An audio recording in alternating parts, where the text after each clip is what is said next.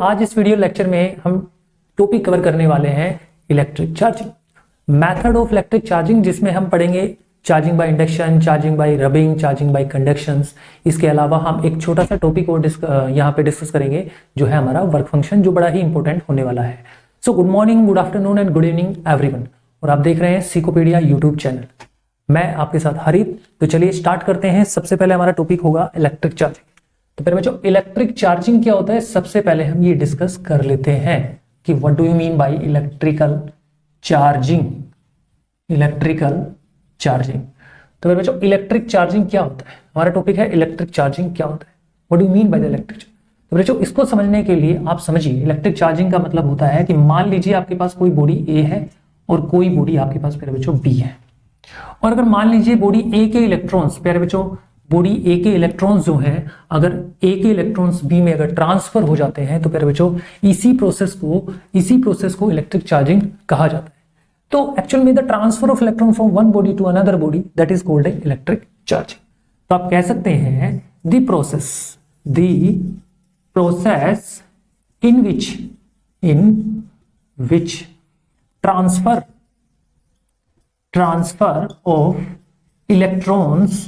transfer of electrons from one body to another body, that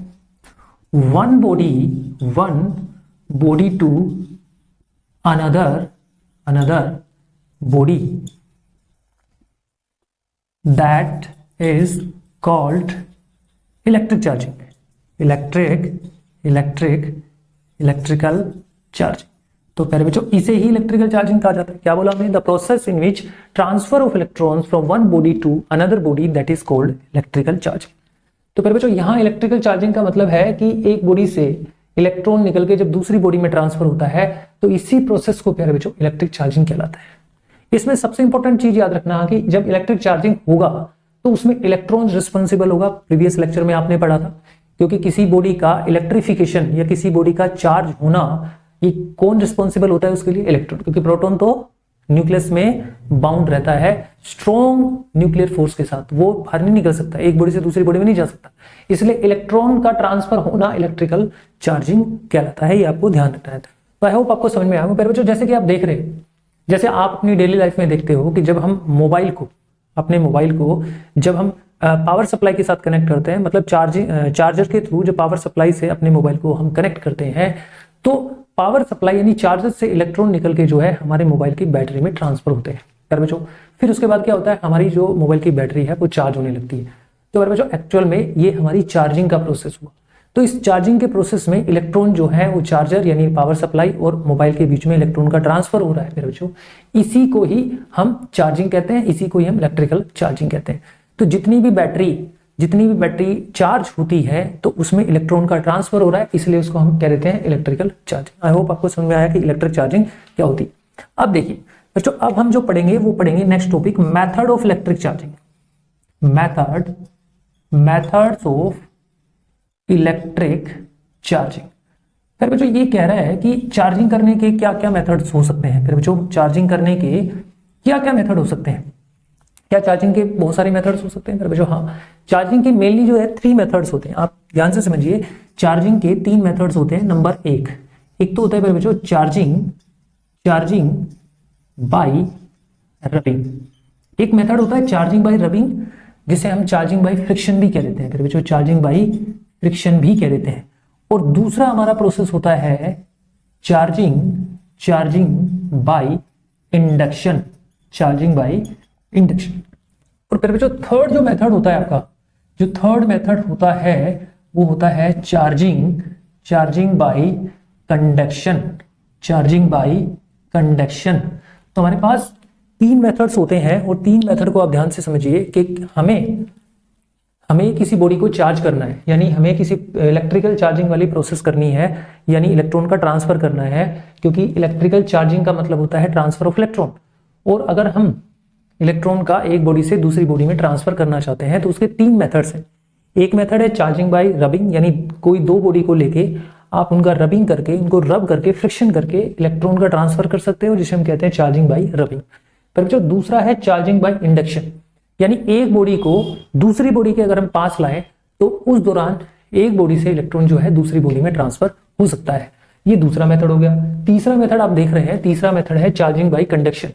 conduction का मतलब होता है फिजिकली कॉन्टैक्ट, यानी जब दो बॉडी को आपस में टच करेंगे, आप दो बॉडी को जैसे ही आपस में टच करेंगे तो एक बॉडी के इलेक्ट्रॉन निकल के दूसरी बॉडी में ट्रांसफर हो जाएंगे, तो इसे भी कहते हैं चार्जिंग बाय कंडक्शन। क्या कहते हैं मेरे बच्चों? Charging by conduction. तो हम अभी जो है फर्स्ट मेथड हम यहाँ पे करते हैं। तो फर्स्ट मेथड आपका क्या आता है मेरे बच्चों? देखिए, चार्जिंग बाय रबिंग। बच्चों चार्जिंग बाय रबिंग, जिसका दूसरा नाम हो सकता है चार्जिंग बाय फ्रिक्शन। बच्चों हम लिख सकते हैं चार्जिंग बाय फ्रिक्शन। बच्चों इसे बोलते हैं चार्जिंग बाय फ्रिक्शन। तो बच्चों क्या होता है चार्जिंग बाय फ्रिक्शन, इसको समझने के लिए आप ध्यान से इसको देखिए। देखिए, चार्जिंग बाय फ्रिक्शन का मीनिंग यहाँ पे समझने के लिए आपको एक एग्जांपल समझना पड़ेगा और फिर इसकी आप डेफिनेशन करें। देखिए, सपोज करें कि आपके पास दो ऑब्जेक्ट्स हैं। मैंने कहा आपके पास दो ऑब्जेक्ट्स हैं। एक ऑब्जेक्ट है आपका ग्लास रोड और दूसरा ऑब्जेक्ट है मेरे बच्चों आपके पास सिल्क क्लॉथ। ठीक है मेरे बच्चों। अब आप देखिए, अभी हमने इनको क्या नहीं किया है? Before rubbing. बच्चों बिफोर रबिंग का मतलब है इनको रगड़ने से पहले, आपस में इसको रब नहीं किया, फ्रिक्शन नहीं किया इन दोनों में। तो बिफोर रबिंग पर बच्चों ये भी न्यूट्रल है, ये भी न्यूट्रल है। आप समझिए, इनको रगड़ने से पहले, रबिंग करने से पहले एक दूसरे के साथ, ये दोनों क्या है? अभी दोनों न्यूट्रल है बच्चों, दोनों न्यूट्रल है। बट अगर मैं इनको रब कर दूं एक दूसरे के साथ, यानी when glass rod rubbed with silk cloth, when glass rod rubbed with silk cloth, then glass rod acquired is positive charge and silk cloth acquire is negative charge। तो यहां पे प्यारे बच्चों जो ग्लास रोड है आपकी वो पॉजिटिव चार्ज एक्वायर कर लेती है और यहां पे जो सिल्क क्लॉथ है आपकी, सिल्क क्लॉथ है वो नेगेटिव चार्ज एक्वायर कर लेती है। अभी न्यूट्रल थी, ये भी न्यूट्रल थी, लेकिन आफ्टर रबिंग फिर बच्चों क्या हुआ? आफ्टर रबिंग, लेकिन जैसे इसको हमने क्या किया? रब किया। रब करने के बाद क्या हुआ? इस पे पॉजिटिव चार्ज हो गया ग्लास रोड पे, उस पे नेगेटिव चार्ज। पर जो कहीं ना कहीं क्या हुआ होगा कि हमारे पास जो आपके पास ग्लास रोड है उसके इलेक्ट्रॉन निकल के सिल्क क्लॉथ में चले गए। जैसे ही हमने इसको रब किया तो ग्लास रोड के इलेक्ट्रॉन निकल के सिल्क क्लॉथ में चले गए होंगे, तो ये ट्रांसफर ऑफ इलेक्ट्रॉन हुआ। तो इसे बोलते हैं चार्जिंग बाय रबिंग, राइट? इसे बोलते हैं आप चार्जिंग बाय रबिंग। तो बच्चों ये है चार्जिंग बाय रबिंग। अब इसमें हम लिख सकते हैं, अगर हम डेफिनेशन देखें बच्चों, तो डेफिनेशन के अकॉर्डिंग हम चले, हम कह सकते हैं the process in which transfer of electrons from one body to another body by rubbing to each other, as known as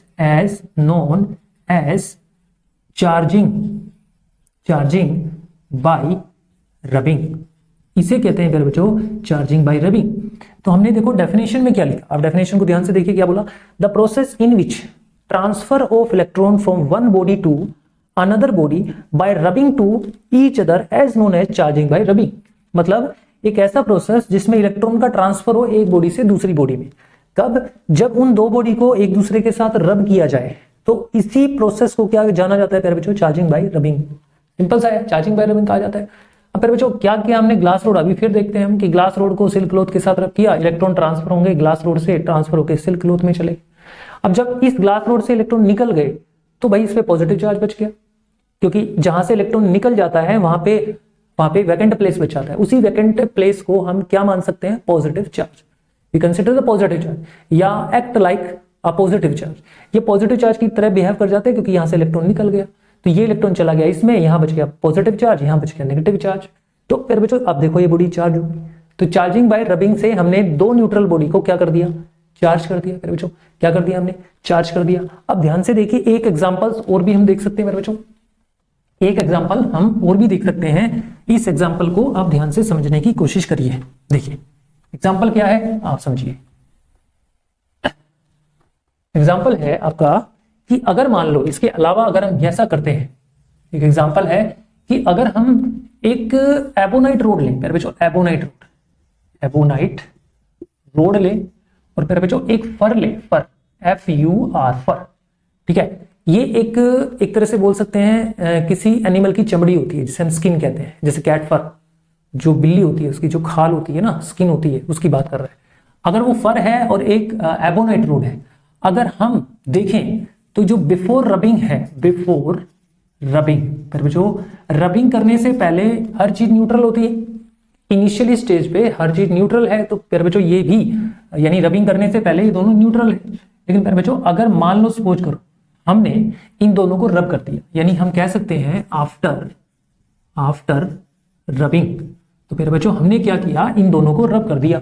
जैसे ही प्यारे बच्चों इनको रब करेंगे तो आपके पास जो एबोनाइट रोड है बच्चों, जो एबोनाइट रोड है, और जो आपके पास फर थी, एक तो एबोनाइट रोड थी, एक फर थी, जैसे ही हम इनको एक दूसरे के साथ रब किया तो प्यारे बच्चों इस पे आ गया नेगेटिव चार्ज और इस पे आ गया पॉजिटिव चार्ज। तो फर पे आ गया पॉजिटिव चार्ज और एबोनाइट रोड पे आ गया प्यारे बच्चों नेगेटिव चार्ज। तो ये एबोनाइट रोड हो गई नेगेटिव चार्ज बॉडी और फर हो गई पॉजिटिव चार्ज बॉडी, तो मतलब ये न्यूट्रल से चार्ज हो गई, इसलिए बोलते हैं इसको चार्जिंग बाय रबिंग। हुआ कैसे, दो बॉडी को आपस में रगड़ने के बाद, रब करने के बाद।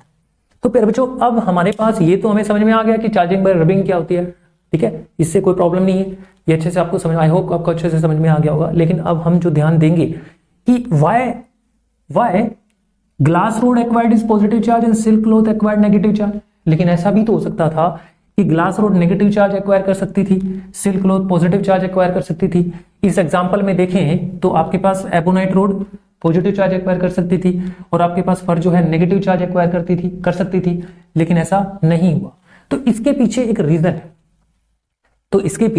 रीजन है, वही रीजन हम यहां समझने की कोशिश करेंगे। तो समझिए प्यारे बच्चों इसके पीछे क्या रीजन है कि ग्लास रोड जो है वो नेगेटिव चार्ज एक्वायर नहीं करती, पॉजिटिव चार्ज एक्वायर करती है, और सिल्क क्लॉथ जो है आपकी वो पॉजिटिव चार्ज एक्वायर नहीं करती। ऐसे ही एबोनाइट रोड की बात कर रहे हैं। तो मेरे बच्चों चलिए समझते हैं इसको अच्छी तरह से कि ऐसा क्या होता है, ठीक है। तो आप सबसे पहले आपको समझना पड़ेगा, यहाँ पे एक छोटा सा टॉपिक आता है मेरे बच्चों, वर्क फंक्शन। मेरे बच्चों एक टॉपिक आता है वर्क फंक्शन।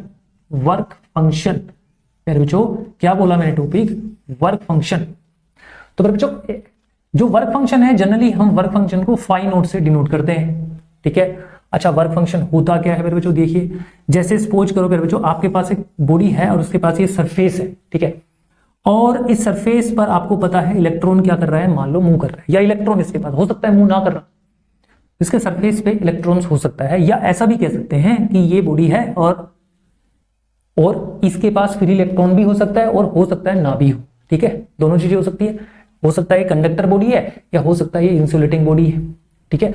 अगर इंसुलेटिंग बॉडी है तो ये इलेक्ट्रॉन जो है एटम के सेल में बाउंड है या एटम के साथ बाउंड है इलेक्ट्रॉन्स। लेकिन अगर ये कंडक्टर बॉडी है तो इलेक्ट्रॉन बाउंड नहीं है, सरफेस पे फ्री घूम रहा है, फ्री है, ठीक है। तो अब देखिए मेरे बच्चों अगर मैं इसको कुछ एनर्जी दूं, ठीक है, ये इसको मैं कुछ एनर्जी दी, इस सरफेस को मैं कुछ एनर्जी प्रोवाइड कराऊं, तो इसका जो इलेक्ट्रॉन जो है वो क्या हो जाएगा, इजेक्ट हो जाएगा, इस सरफेस से इजेक्ट हो जाएगा मेरे बच्चों सरफेस से। मैंने क्या कहा ध्यान से सुनिए भाई, इस सरफेस के इलेक्ट्रॉन के, इस बॉडी के सरफेस से इलेक्ट्रॉन को आप इजेक्ट करना चाहते हैं तो आपने कुछ एनर्जी दी होगी, ठीक है, दी होगी। और वो जो एनर्जी आपने दी तो फिर बच्चों वो कौन सी एनर्जी थी, वो मिनिमम एनर्जी थी। यानी आप ज्यादा से ज्यादा किसी सरफेस को कितनी भी एनर्जी दे सकते हैं, लेकिन कम से कम आप एनर्जी देने पर अगर किसी बॉडी के सरफेस से इलेक्ट्रॉन इजेक्ट हो रहा है, बाहर निकल रहा है फिर बच्चों, तो इसी को फिर बच्चों वर्क फंक्शन कहा जाता है। आप समझिए वर्क फंक्शन क्या हुआ, सिंपल सी बात है, वर्क फंक्शन क्या हुआ, the minimum energy needed to the surface. फिर बच्चों समझिए, the minimum energy needed to the surface due to which electron remove from the surface, that minimum energy is called work function. तो फिर बच्चों इसे ही क्या कहा जाता है, वर्क फंक्शन का नाम दिया गया है। तो अगर मैं यहां पे लिखना चाहूं तो वर्क फंक्शन क्या हुआ मेरे बच्चों, वर्क फंक्शन हुआ the minimum energy needed to the body, the minimum energy needed to the body due to which electrons free from the surface of object, या आप यहां पे बॉडी लिख सकते हैं, एक ही बात है। तो क्या बोला था, minimum energy needed to the body due to which electron free from the surface of body, यानी वो कम से कम एनर्जी, यानी किसी बॉडी को अगर हम कम से कम एनर्जी प्रोवाइड कराएं दे, जिसकी वजह से इलेक्ट्रॉन उस बॉडी के सरफेस से फ्री हो जाए, बाहर निकल जाए, पर बच्चों इसी को क्या कहा जाता है, work function, is called work function. फिर बच्चों इसे कहते हैं वर्क फंक्शन, समझ गए, इसे कहते हैं वर्क फंक्शन। आई होप आपको ये समझ में आया होगा कि वर्क फंक्शन एक्चुअल में होता क्या है। तो वर्क फंक्शन एक्चुअल में क्या है, वर्क फंक्शन एक मिनिमम एनर्जी है, राइट। वर्क फंक्शन एक मिनिमम एनर्जी है, यानी एक सरफेस है, उसको आपने मिनिमम एनर्जी दी और इलेक्ट्रॉन यहां से इजेक्ट हो गया। तो जिस मिनिमम एनर्जी पर इलेक्ट्रॉन इजेक्ट हुआ, एक्चुअल में इसी मिनिमम एनर्जी को वर्क फंक्शन का नाम दिया गया। अच्छा मेरे बच्चों एक चीज का ध्यान रखना है, जो वर्क फंक्शन है, वर्क फंक्शन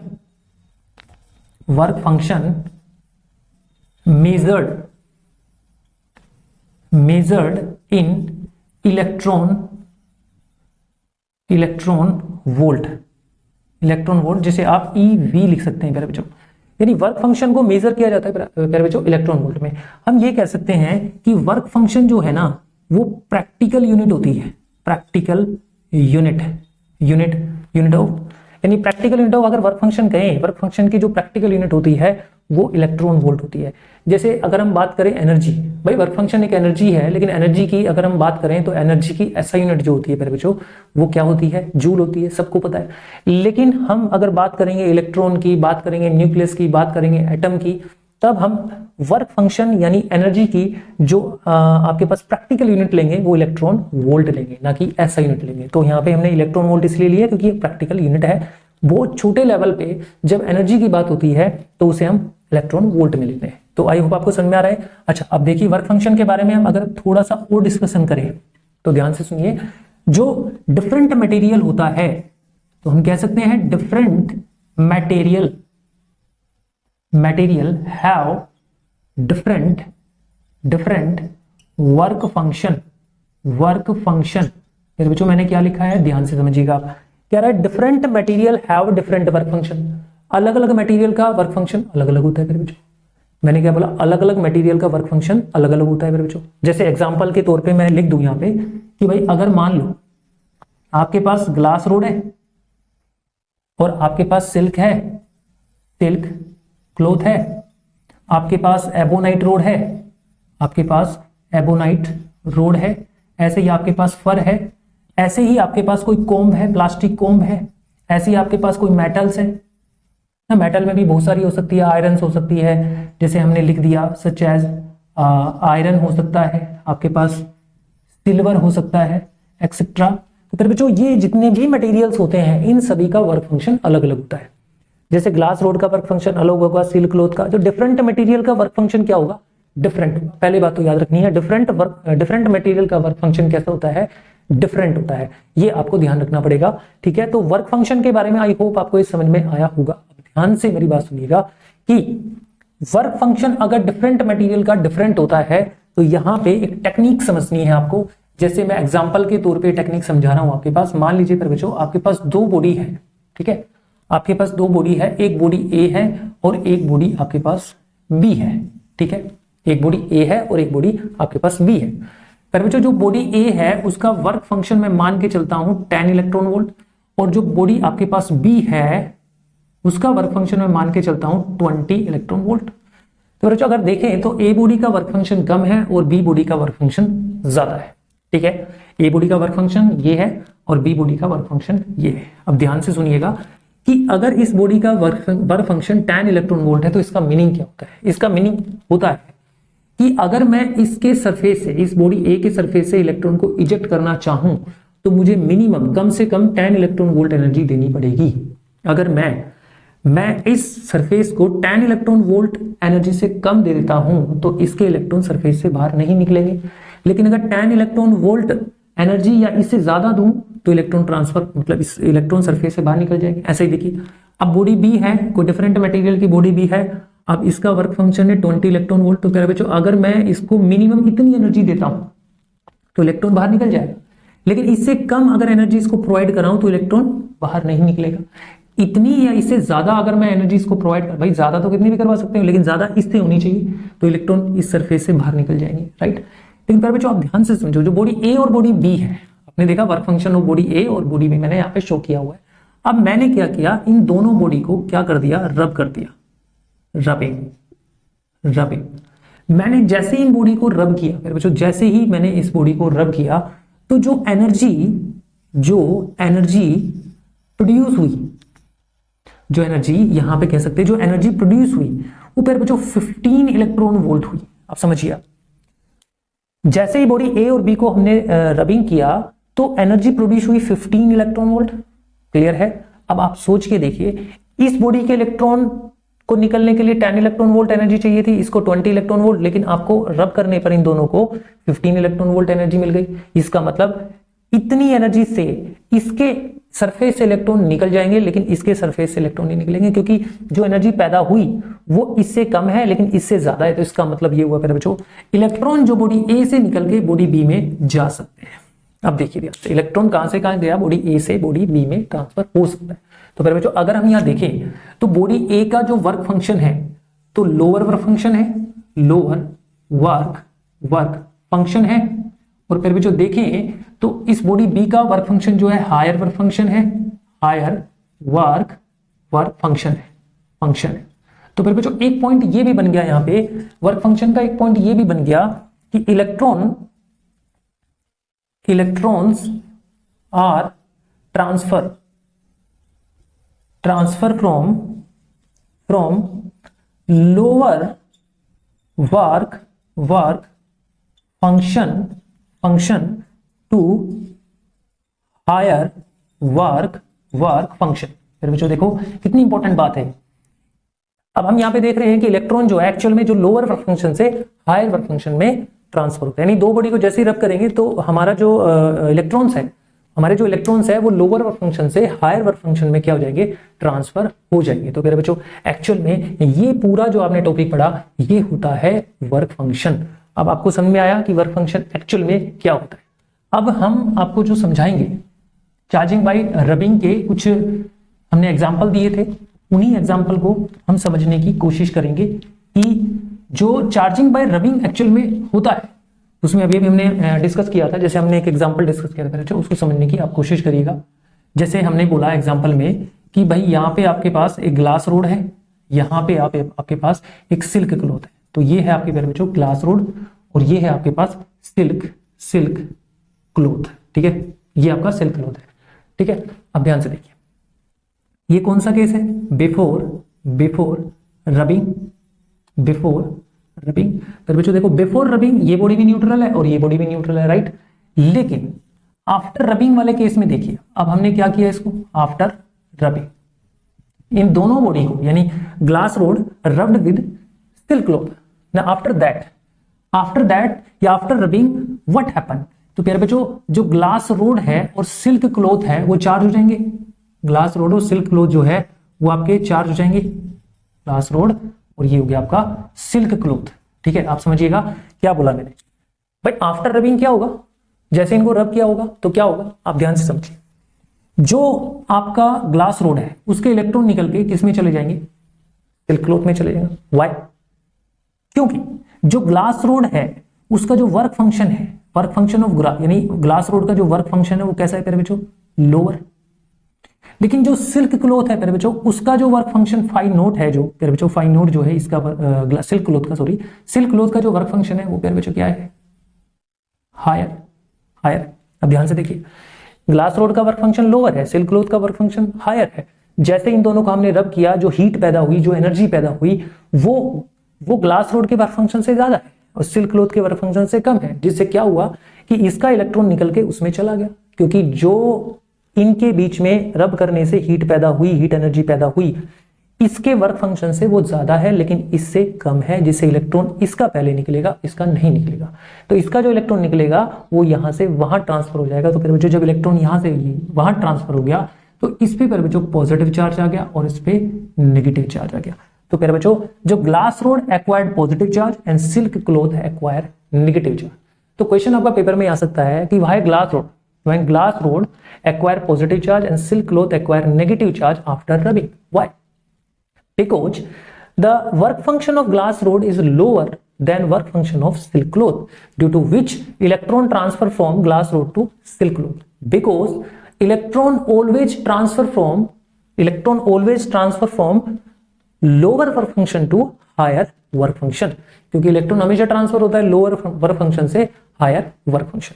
अब बच्चों एक एग्जांपल और दिया था मैंने, एक एग्जांपल हमने और भी दिया था और उसमें हमने कहा था कि भाई समझ लीजिए आपके पास ये क्या है, एबोनाइट रोड है, ये एबोनाइट रोड है और फिर बच्चों ये हमने लिया था आपके पास फर, ठीक है।